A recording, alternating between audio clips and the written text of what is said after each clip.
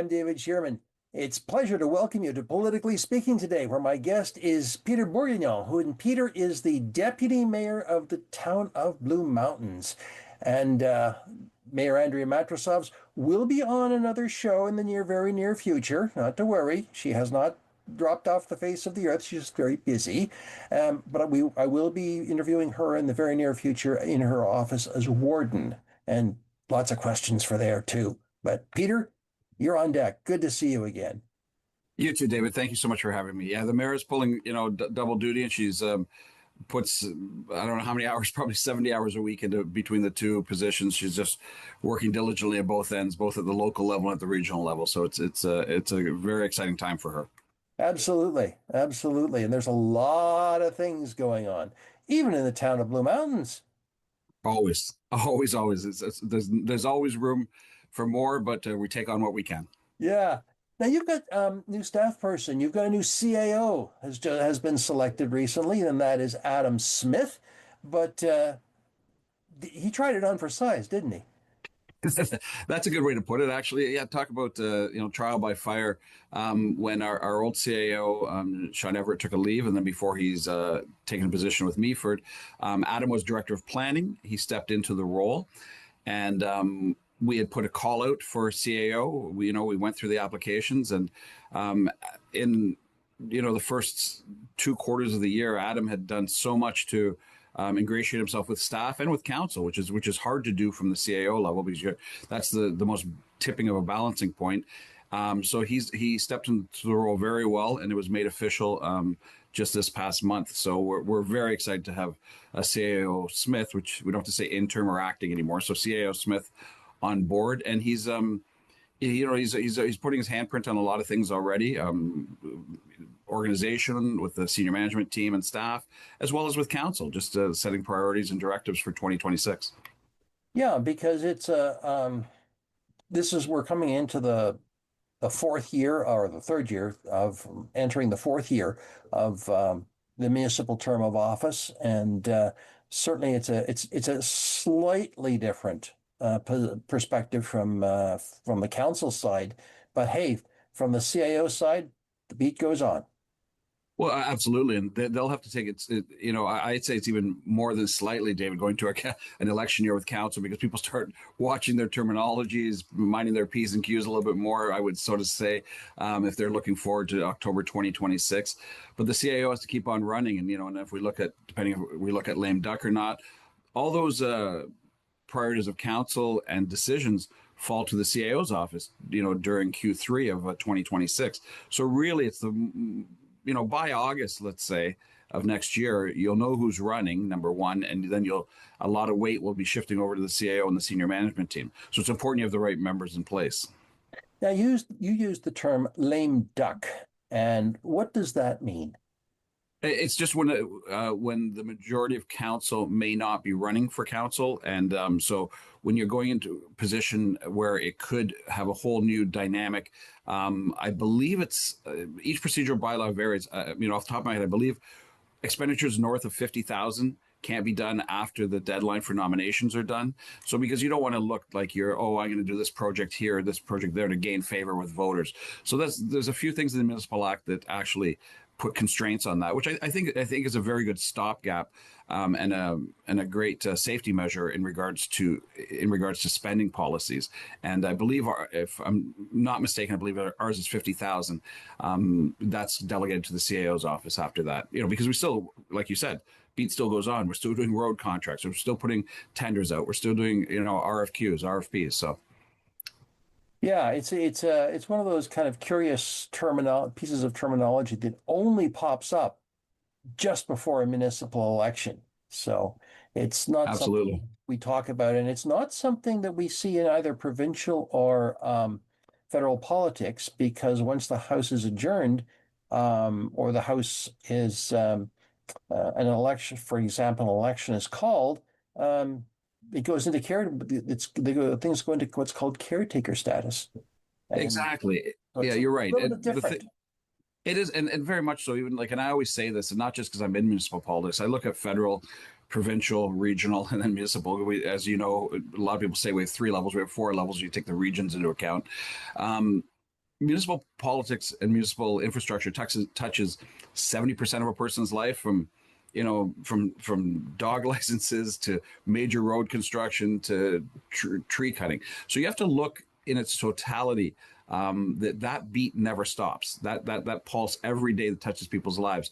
So we don't slow down. So we're not policy driven like you see more at the federal and provincial level. We're logistically driven is the way I always look at it. And we because everything's always going on. You still have to clear that snow off the road. You still have to make sure the beaches are open in the summertime. So all those things council has to set in place. And it's tricky going into a municipal election year. I still think there's room for improvement with if the province looks at the municipal act a little bit differently, according to budgets and things like that. We just did our budget now, which is I'm sure we'll get into. But I remember my first year on council in 2018. I was there two and a half weeks after being sworn in, and we're looking at an $18 million budget, and that's it's fine because people run for those positions, but I also don't think that's a fair point. I think that people should either do it a little bit earlier or do it a little bit later in those election years. So number one, you're not making any mistakes and you're not making any promises you can't keep. So I think that's the crux of it. To me, is always I always look at it from a fiscal lens. Yeah, it's a very, you mentioned that budget being so soon after you're installed as a counselor, and the learning curve is steep enough for counselors. My goodness, it's all of a sudden you're welcome to Wonderland. We had a tree bylaw. We had a deposition of municipal land looking for attainable housing, which was a contentious report, a tree bylaw, which was contentious, and a budget. And we had to decide whether we're going to allow legalized marijuana stores in the town. That was on literally our first council meeting in December. So it was trial by fire, and everybody dove into it.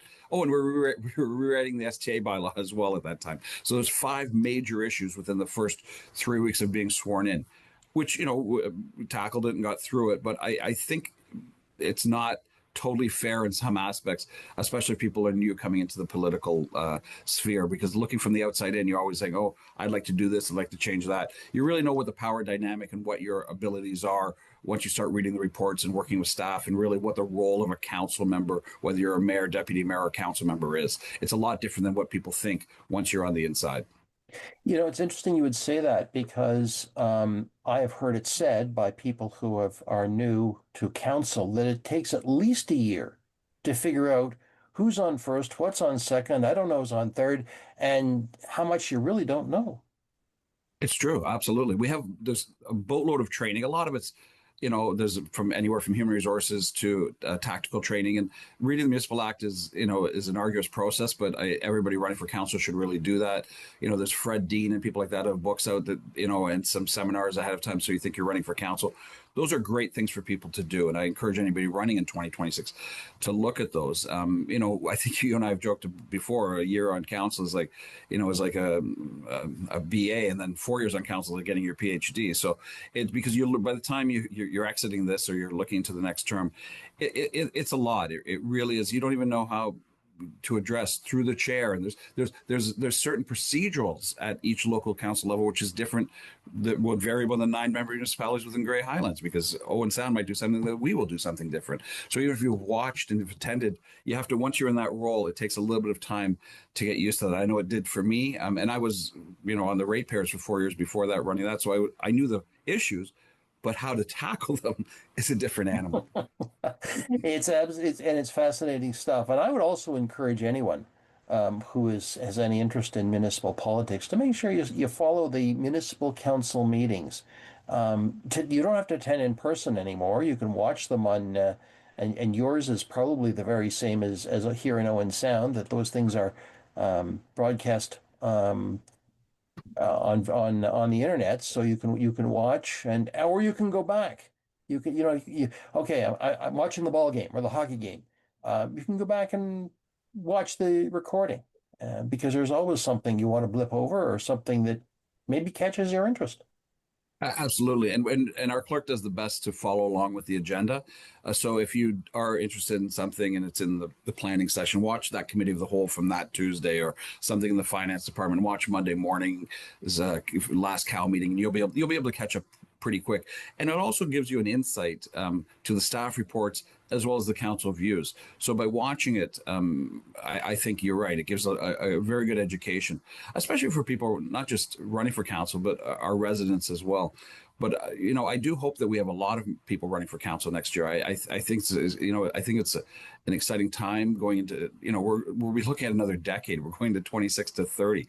Can't believe I'm sitting here saying that, but we really are. So that's, I think, the more diverse personalities you get, and the different interest groups getting on council or running for council, I think is always advantageous in the democracy process. Absolutely, absolutely, and it's all another cliche is the local level of government is the one that is actually closest to the people.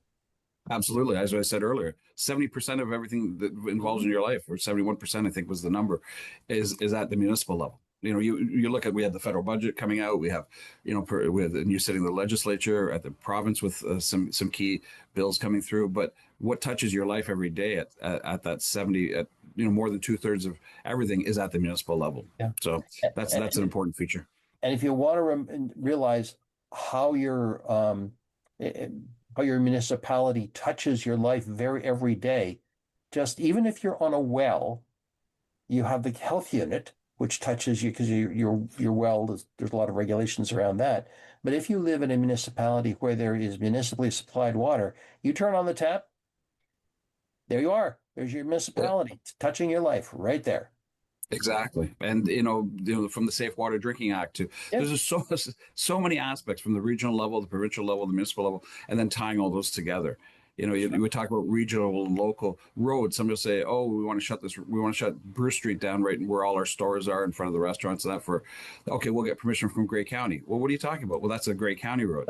Well, what about this road? Can you put a stoplight? No, that's a MTO. What about this road? Well, we can do that one because that's our road. Why isn't that a Grey County road? So you know there's a lot of maneuvering and weaving in and out, and knowledge for the regional level and at the local level, and that tie-in is very, very important. Absolutely, absolutely. Well, let's move on to some of the other stuff that's happening in the town of Blue Mountains. You've got a major construction project going on Bay Street East and Gray Street in Thornbury.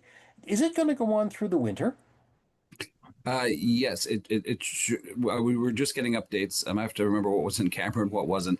But yeah, the construction and the process is is unfolding in a timely manner, is what I can say. And staff and our internal engineers have done a good job on addressing the residents' concerns, as well as working within the contractors and what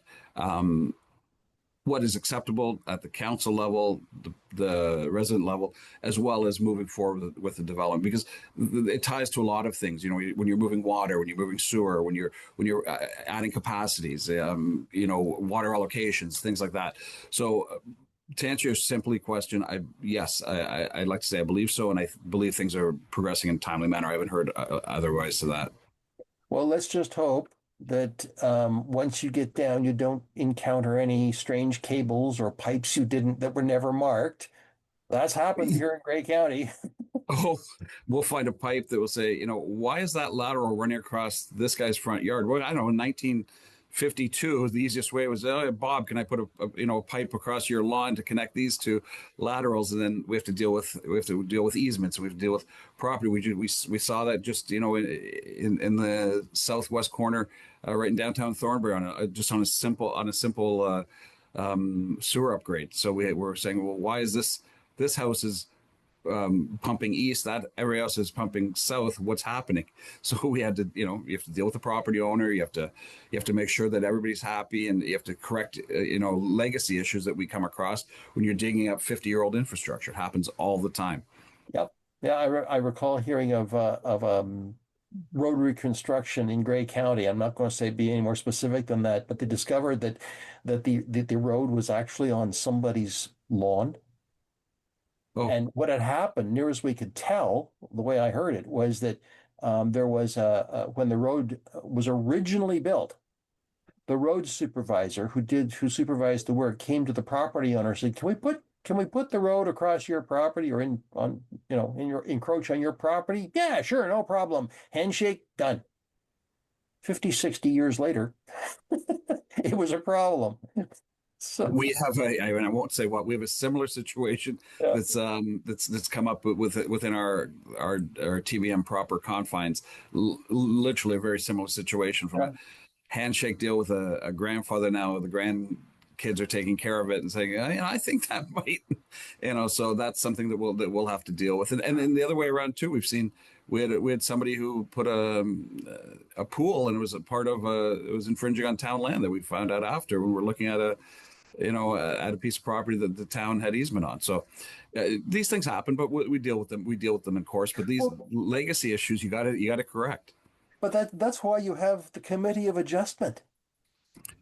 Yeah, some things get, and I have to say we have a phenomenal committee of adjustment. The Mhm. the people that sit on that, ex-counselors, well versed, from engineering to legal. We have a lot of expertise. I have. It's probably the committee I can say I have the most confidence in is our committee of adjustment because of the core membership we have with that. Those guys do a phenomenal job. Yeah, yeah, but you would think, what's that? Well, it is important. It does matter.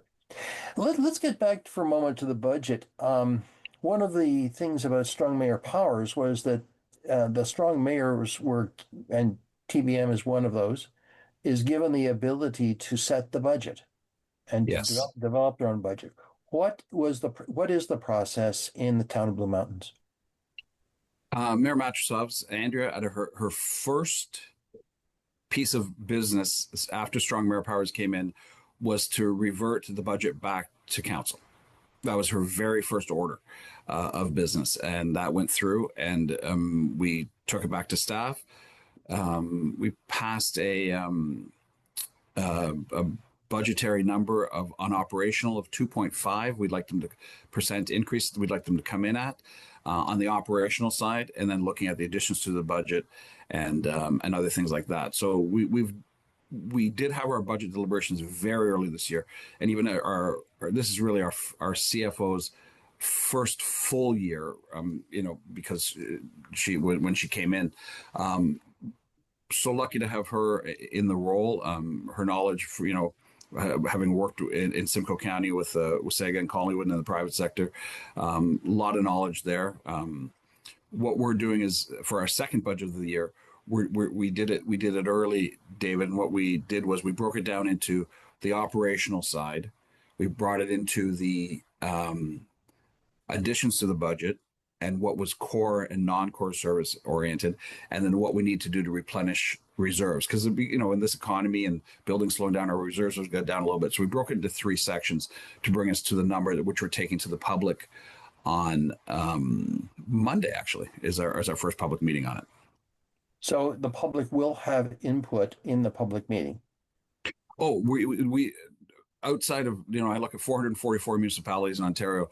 I'd say we're in the top 10 of public engagement for the budget. We receive deputations, correspondence, listen to the ratepayers, whether it's groups like the Craigleith Working Group, the Blue Mountain Ratepayers Association. We have different working groups for geographical regions. There'll be a full public meeting, plus public comments. We take that all into advisement. We meet again, and then hopefully pass the budget this December, which I think makes sense because you're going to a fiscal year. Some budgets aren't passed until March or April, and then you're already looking at the calendar budget for the next year. I think it's really important, and staff has done a good job along with council this year. I think in a very tight window of time and opportunity when it comes to trying to keep our services high, but trying to keep the increase to the budget low. And it's no secret that the value of our houses is the highest out of all of Grey County and a large part of Simcoe County if you really take out Muskoka. So, the medium assessed value I think is just under $600,000 for a house in the Blue Mountains, where it may be half of that in other areas of Grey County. So the percentage, even though what they pay in tax by percentage may be lower than our other eight Grey County neighbors, the dollar value is higher. So it's little consolation to somebody who's got a $5 million house.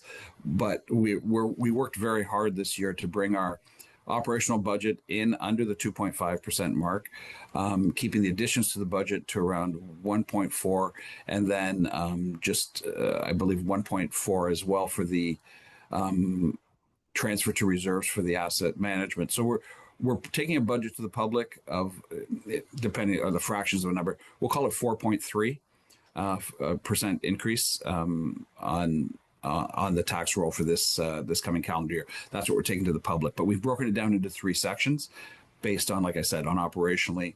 And there was a couple of things. Sorry, if there was a couple of things that we staff looked at introducing to help revenue, because budget's not always, it's not just spending money, it's also bringing revenue in to offset against the expenses. So they had a suggestion was to do a bag tag for all garbage, so your first bag's not free anymore, of $4 first, second, and third bag.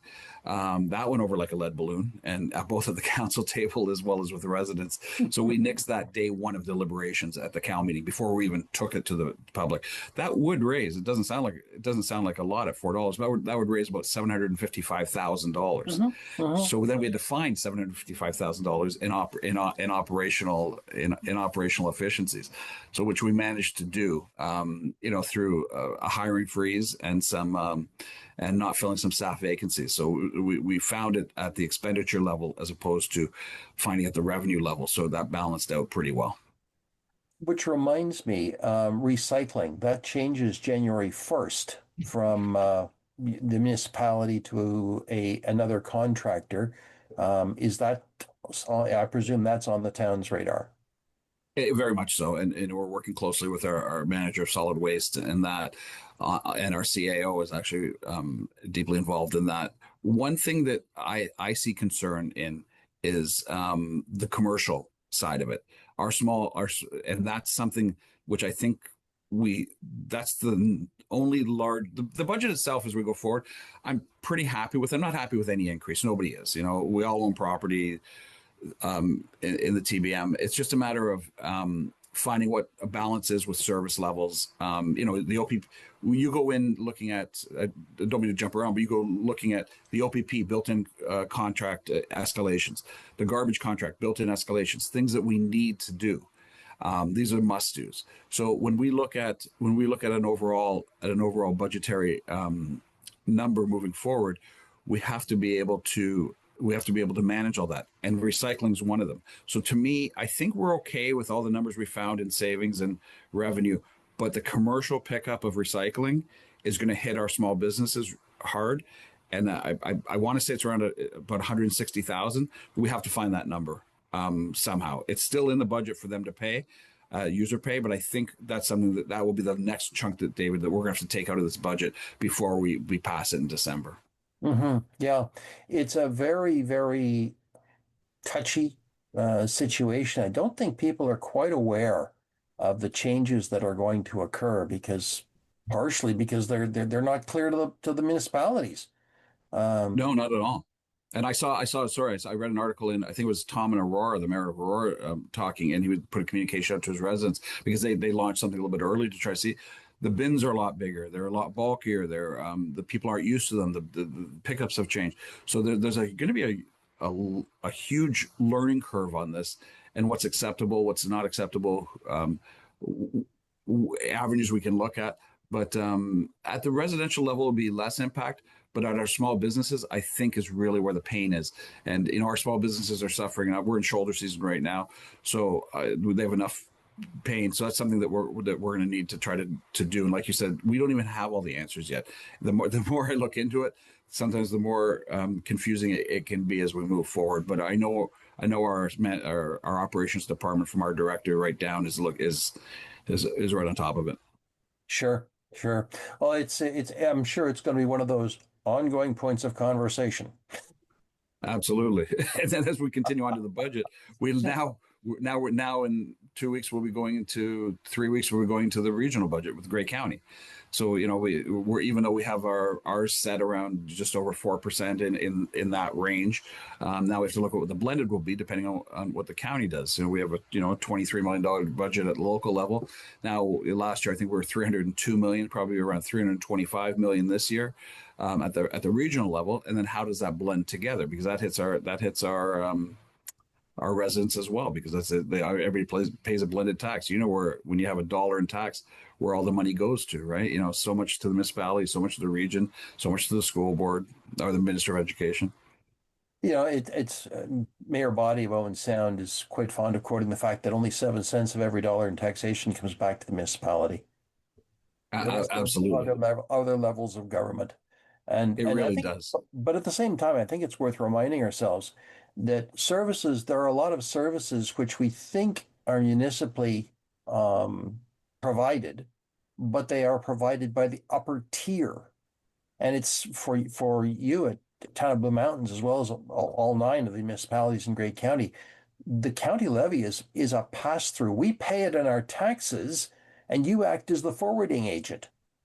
Just simple as that. That's a good way to put it. Yeah, that's a very good grassroots way to say it.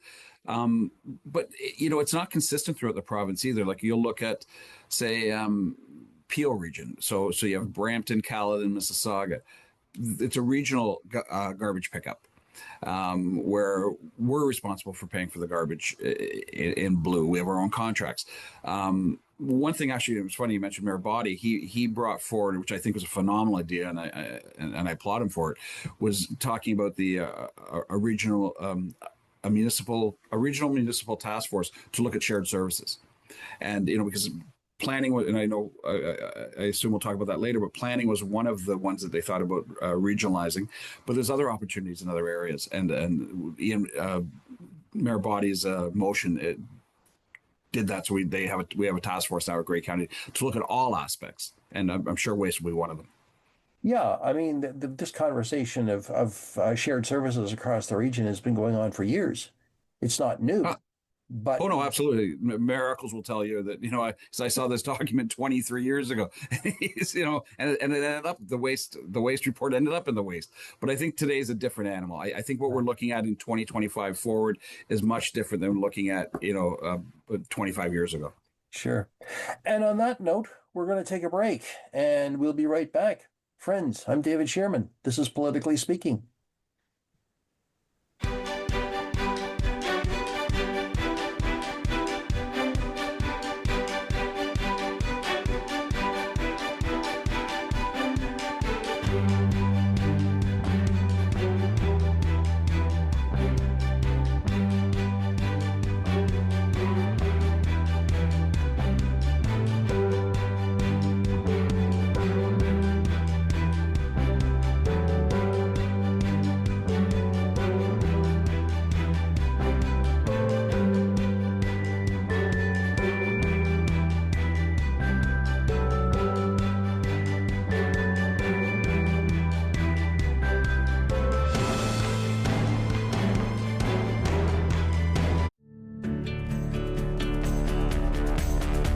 This program is brought to you by Rogers Xfinity, connecting you to more of what you love. Visit Rogers.com for more details.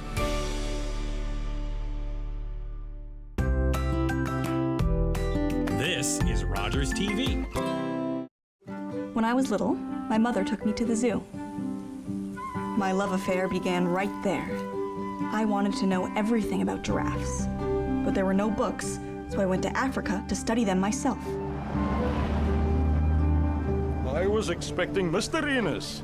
You misrepresented yourself. I certainly did not. I am A. Innes. If I knew you were Miss A. Innes, I never would have invited you. Exactly. My research was considered groundbreaking and published in the world's top scientific journals.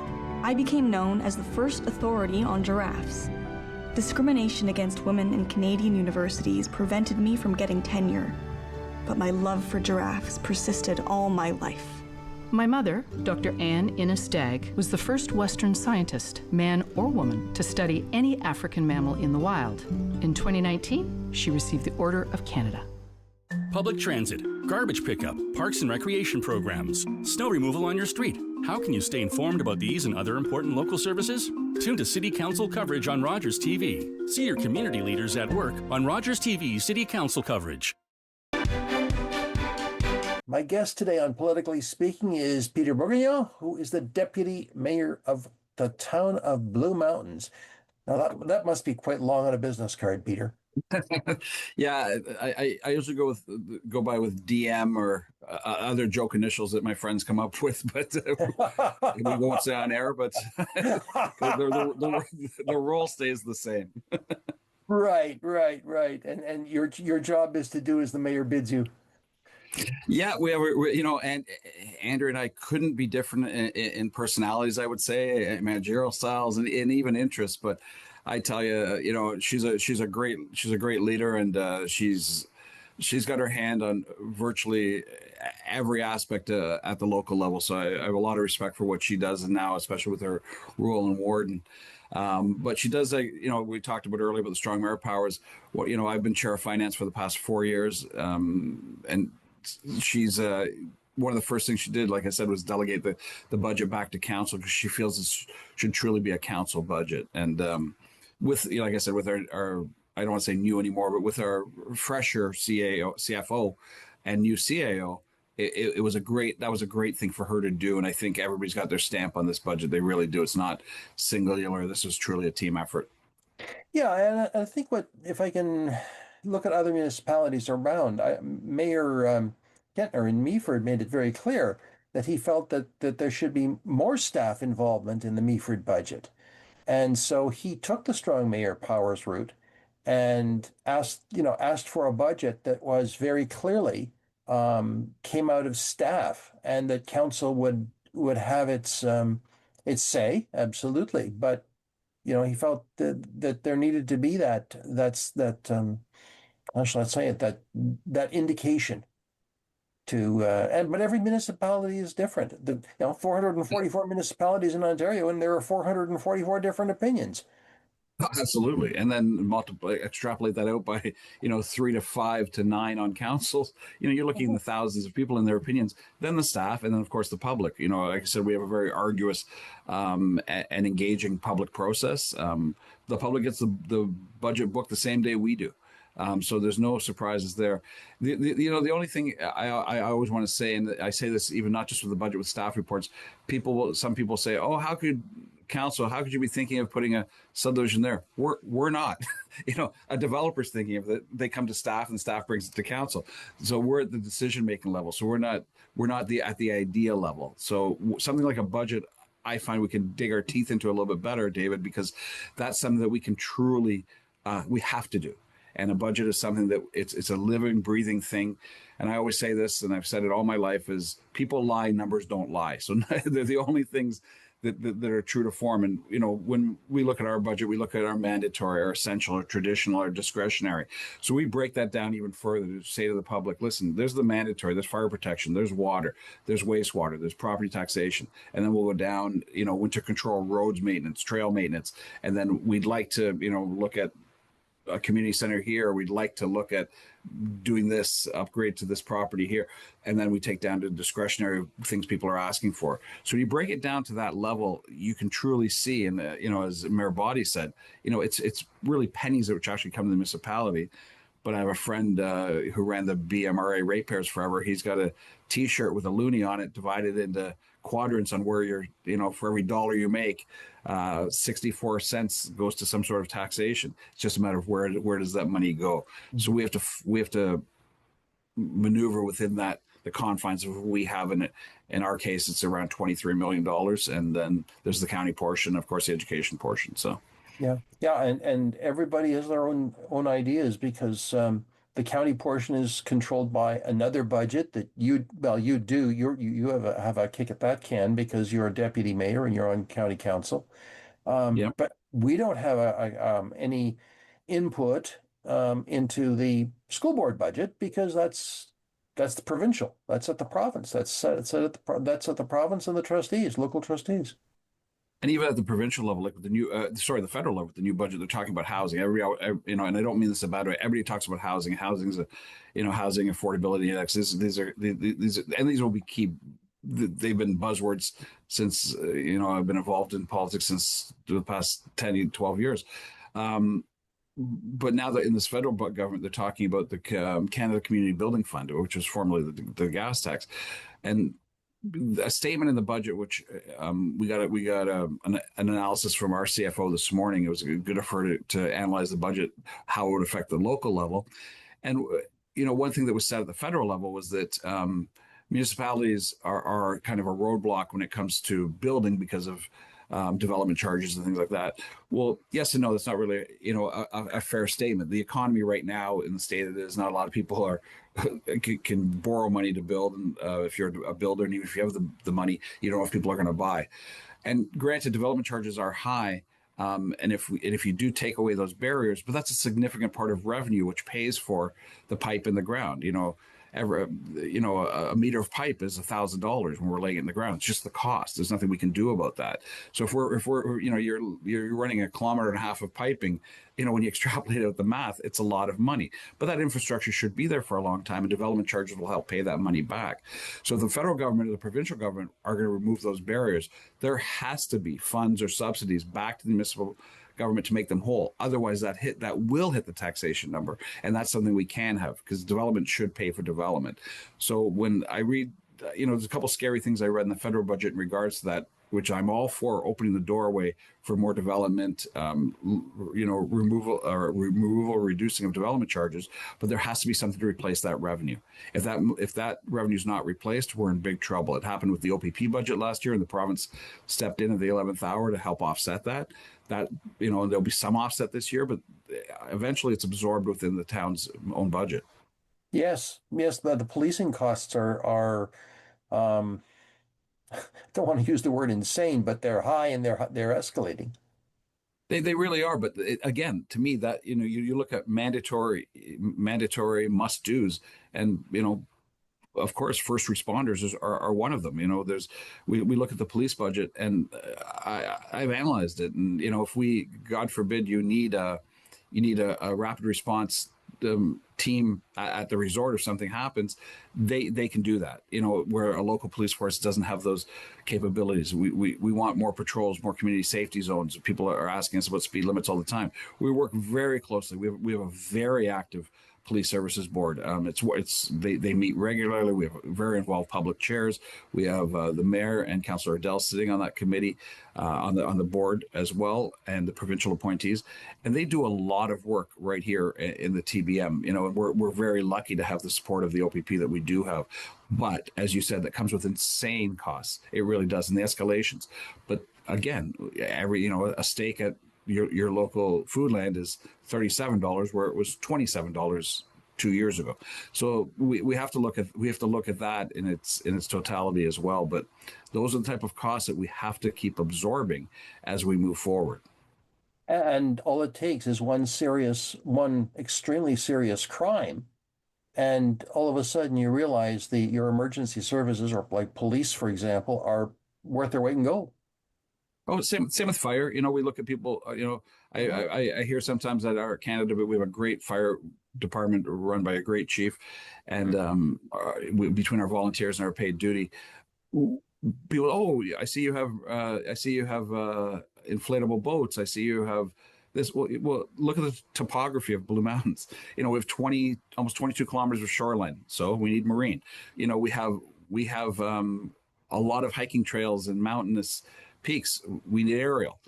We have a lot of rural farmland. We need pumper trucks. So when you look at the geography and the topography of a town like the town of Blue Mountains, you need all those things to be able to, God forbid, there's a barn fire at 3:00 in the morning. The volunteers get the call, the paid duty gets the call. We have to roll the trucks.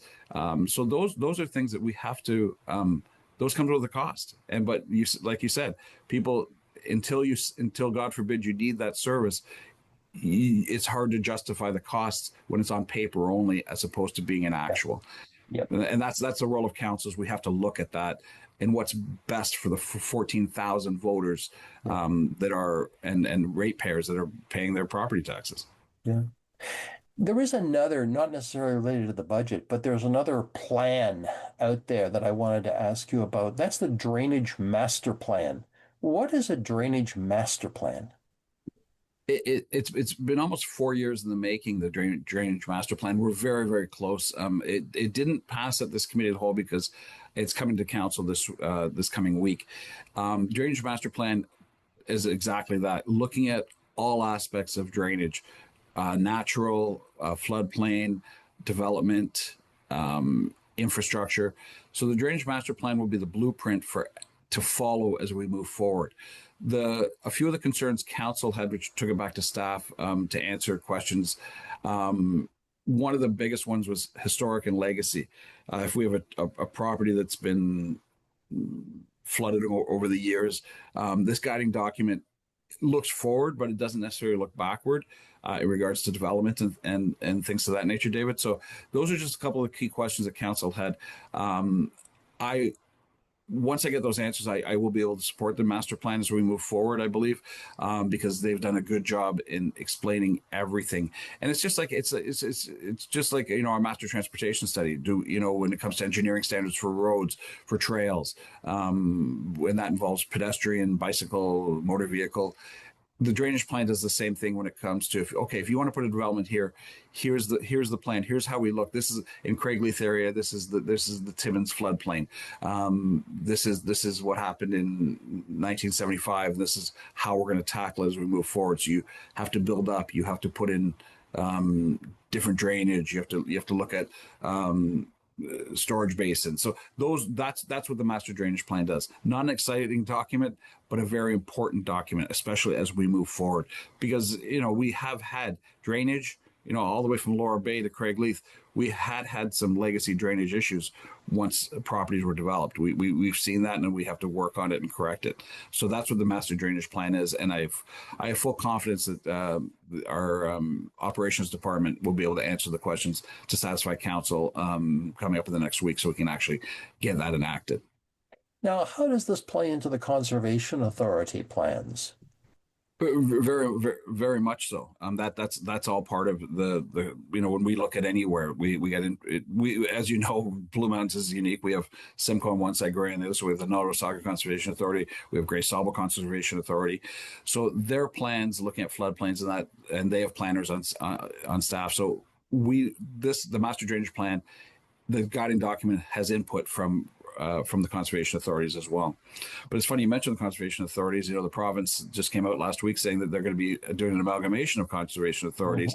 So, and we got I don't know if I saw the letter from Grace Sabo yet, but the letter came out from Nottawasaga on how they're going to work with the province on making those regions a little bit bigger and not having as many throughout the province. So that's one aspect of amalgamation the province is doing, which will affect everybody at the local level once again. Yeah. It's amazing how things trickle down, don't they? No, most definitely, always. We have to. We're creatures of the province. I say that at least once a week. And there are days when you wonder if the province is listening to you. You look at things like I said, we talked earlier about development charges, and we look at Bill 23, Bill 5. There's building more homes faster. Okay, great, but how does that affect the fiscal end of it?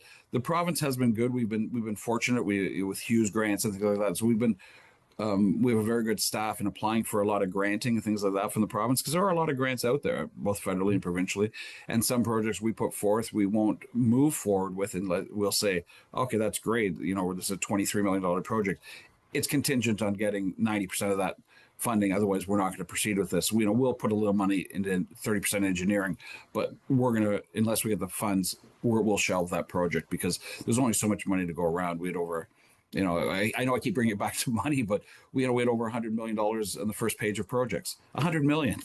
So those are all investments into the town as we move forward, looking into up to, I believe, 2050 was some of the projections we were looking at. Well, that's what we call aspirational. Absolutely. And it's aspirational. It's also, you have to be practical too. Then we get in on the regional side. We look at again, paramedics is a regional as opposed to a local. We're Feversham's getting a base, which even doesn't sound like it will have anything to do with TBM. But where I live, I believe that ambulance, if I, God forbid, I need one for that paramedic unit, will be able to get to me faster from Feversham than one coming over from Owen Sound. So they all do tie together at the regional level. But we talked about the OPP costs earlier. Now there's only one company, even though they still have both names. They've joined together, that builds ambulances. One. So when they say it's, the price is now $3 an ambulance instead of, $1.50 an ambulance, what can you do? So the costs keep rising, but those are just, like, again, another thing where the regional and the local tie-in have to work together. Mm-hmm. Now let's talk about spending, because one of the things that you and I have talked about a lot over the last couple of years is the municipal accommodation, or MAT tax. And I noticed that you've now got proposals going forward to take 1 million of the MAT tax and distribute it for specific projects. Is this sort of like, hey, we got the money, let's do something with it? It's not as loose as that. It's a little tighter. That's what we did, was taking $1 million and bringing it to because we looked, again, mandatory, essential, traditional, discretionary is where we broke down the budget. So we looked at a lot of things. The MAT tax is based, it's paid for by the people that stay in the town, collected through our lodge and our accommodation providers, and we split with the DMO and with the town. So the town's portion should go towards the promotion or the essentialness of tourism, but that doesn't mean that having better trails, having better hospitals, that all affects. So it's the non-sexy stuff, I would say. So what we've done is we've established a committee based on our DMO staff, different people from the MAT tax community, and then there's a weighted criteria, and I guess levels of what I believe it has to be. 3 out of the 5 markers that they've put forward. So we've identified $1 million, as you said, just over $1 million in spending to come from MAT revenue into different aspects, and some of them are related to healthcare, some of them are related to operations, some of them are related to transportation, some of them are related to safety, parks. So the things we've put together to take to the committee is about $1 million, and say, does this hit the criteria? Can we spend this? And that, the nice part about that, David, the really nice part is that spend, where if we want to contribute to the new Collingwood Marine Hospital or the Meaford Hospital or whatever the case may be, will not come out of taxation. That's paid for through the municipal accommodation tax. And we were late to the game. And Matt, you and I have talked about this for years. It's been in play again as a creature of the province. We could have introduced this years ago, and we probably should have. When you have towns like London, Ontario, have had it since almost day one, and Vaughan and places like that, it would have been a no-brainer for us. But we're still trying to get the STA licensing right and updated, which we've done, and now we're just doing another one. So the MAT tax revenue is going to be a very important tool as we move forward. I can see that only growing as the economy comes back a little bit slower. Less people are going to the U.S. We're seeing more and more visitors here. You have to remember, we get 2.8 million visitors a year in a town that is 10,000 population with seasonal, okay, maybe 15. So that means, we'll have 25,000 people on a Saturday in the summer, and we have to gear up for that. That comes back to garbage, first response, paramedics, roads, everything. So the MAT tax will be an important revenue tool as we move forward for tourism, but as well as operationally for the town. I believe it's going to be a very important revenue tool. Interesting you should say that you're expecting increased tourism. I have been talking to people in the tourism industry here over in Owen Sound, and they say it's been a phenomenal summer. Very much so. People, the same, just I've heard anecdotally from North Bruce Peninsula and um, South Bruce Peninsula, and it's Canadian tourists. In July, I understand the number of Quebec license plates was phenomenal. Oh, absolutely. And I guess instead of, if you're in Quebec, instead of turning left and going south into the U.S., you're traveling westerly into Ontario and Blue Mountains as a town. And it's not just the resort. We had open fields, which was and all the farm communities throughout the area. We have the Apple Pie Trail, which again encompasses the rural areas of the TBM on the west side. Those are all beyond the reach of just being village centric. So by having the MAT tax, we also have the DMO, the Destination Marketing Organization. Sorry, we use so many acronyms. You and I have talked about this. I was going But to the ask you DMO about is the that. Destination Marketing Organization, which we've hired the Village Association to do that. So they have a mandate to expand that tourism outside the village core, and they've done a good job in doing that. But like you said, we see a lot more daily traffic. You go to the resort in this, all of trouble getting a reservation at, at a ski resort, at a restaurant in the village in the summer than I would in January. That's how much it's increased. The only thing they have to do is we're getting a lot of day trippers, which is fine, but we have to, turn that into an overnight stay. Because the heads and beds, I don't think has increased that much on the overnights. But we're seeing some of the conventions and things like that come back to the town, which help through the shoulder time. We were put on the map. Sorry to jump around. If you watch The Amazing Race Canada, Yes. Great County and a lot in Blue Mountain at TK Ferry's farm and at Northwinds Beach. So that really shone a great light onto the different areas that we have from the beachfront right to an apple farm. That's great. That's great. Hey, it's all good that way because we the more people know about us, the more they might want to come and see us. Yes, and that's the balance you have to make with residents as well, because you'll have residents saying, "I don't want any more tourism," but you look at saying, if Jozo wouldn't have put that rope tow up in 1941, you might not have heard of this. You might not have your house here now. It's like we always say that, as people in phase two of a development say, "Oh, you can't put phase three. That's crazy." What happened to phase, when phase two was going in and phase one, and then the farmer had it before that. So it's a balance, and you have to be cognizant to what the residents' needs and wants are. Say, I can't even take my grandkids to the beach on a Saturday; it's too busy with tourists. Yes, is that going to change?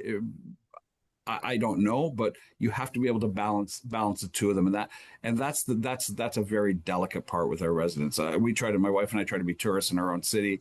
We're at the local restaurants, we're out and about, and I encourage everybody to do the same thing. It's a fun place to be throughout TBM as well as the rest of Grey County. We go over to Walters Falls, areas around to see.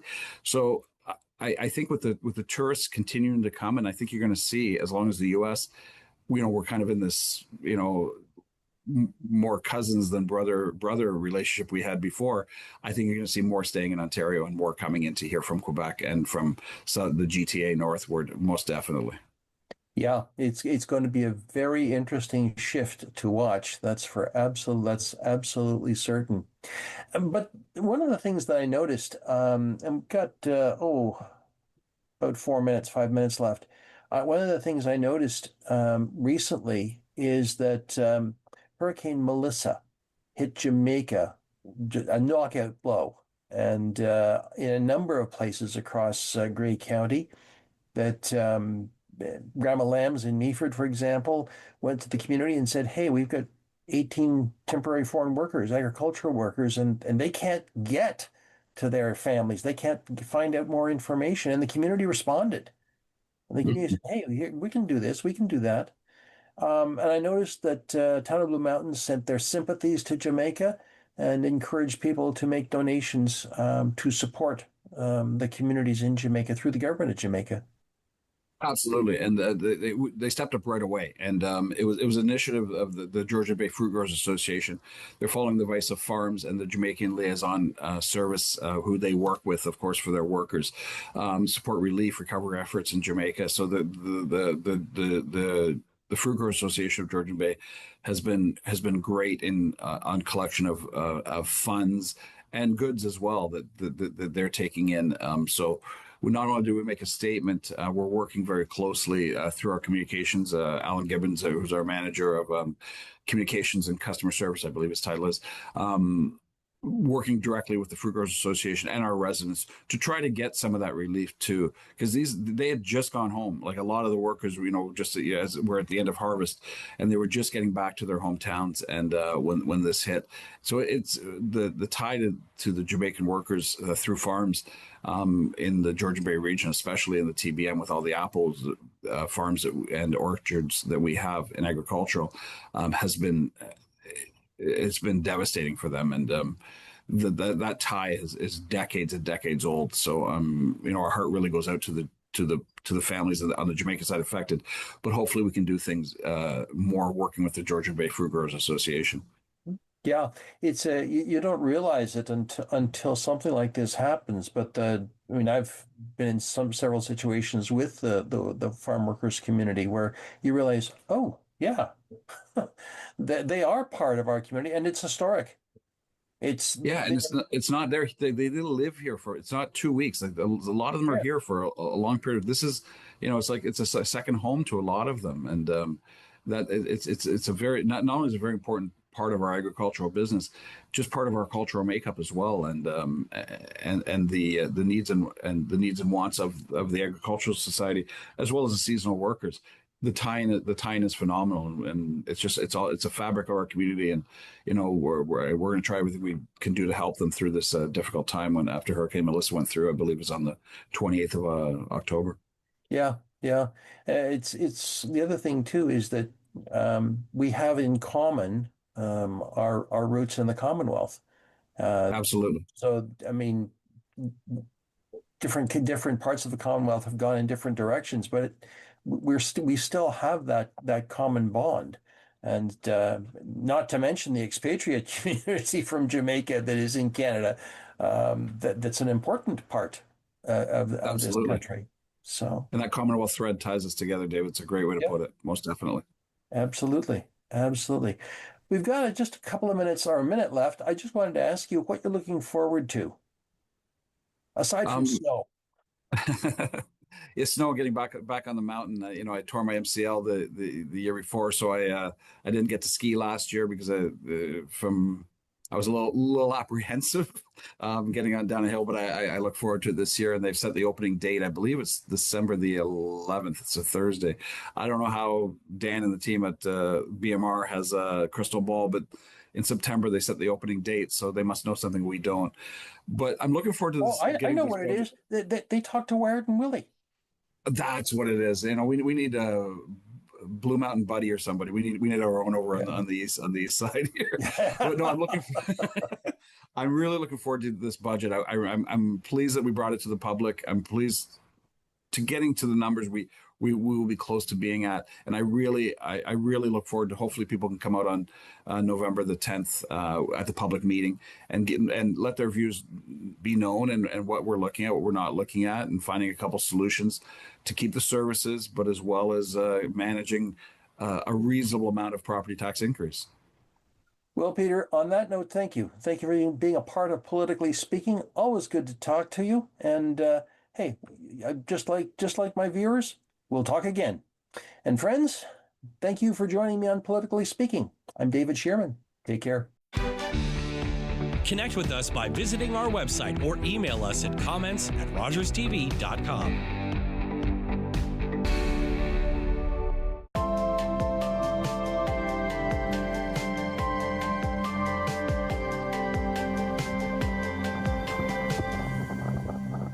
With Rogers TV, you can cheer on the home team from the comfort of your living room.